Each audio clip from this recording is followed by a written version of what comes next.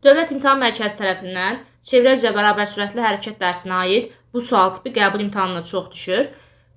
Gəlin baxaq şərtə tanış olaq. Maddi nöqtə 3 metr bölək saniyə sürətlə çevrə üzrə bərabər sürətlə hərəkət edir. Deməli, xətti sürət verildi. V bərabər oldu 3-ə.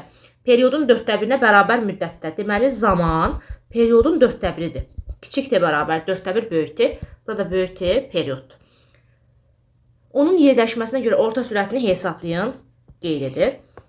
Baxın, yerdəyişməyə görə orta sürət tapanda əlbəttə ki, V orta bərabərdir. Yerdəyişməni bölməliyik ümumi zamanımıza, yəni T-yə.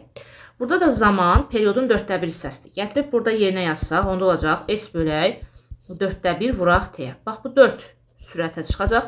Olacaq 4S bölək böyük T. Həmçinin periodun 1/4 hissəsində yerdəyişmə S bərabərdir R kökdə 2-dir.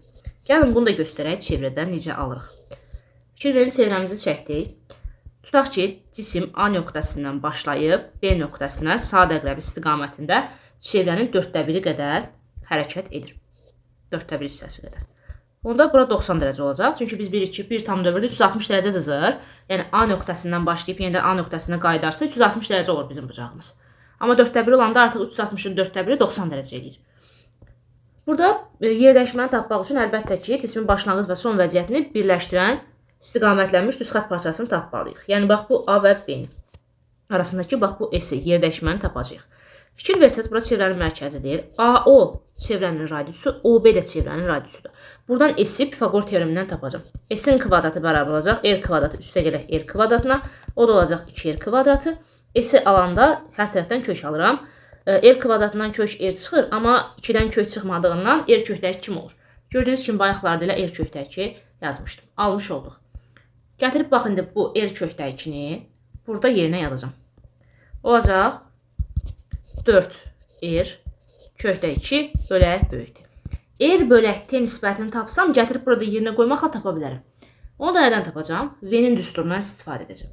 Biz bilirik ki, V bərabərdir 2 pi R bölək böyük T-dir.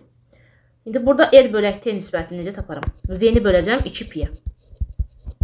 V-miz gördüyünüz kimi 3 idi. Pin də qiyməti 3 verilir.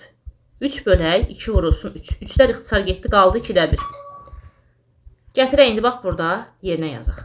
Deməli, orta sürət V orta bərabər olacaq 4 vurulsun. R bölək T-nin yerinə 2-də 1 yazdım. Kökdəkinin də qiyməti verilib burada. 1,4.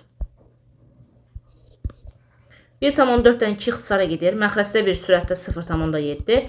4 vurulsun 0,7 bizə verəcək 2,8.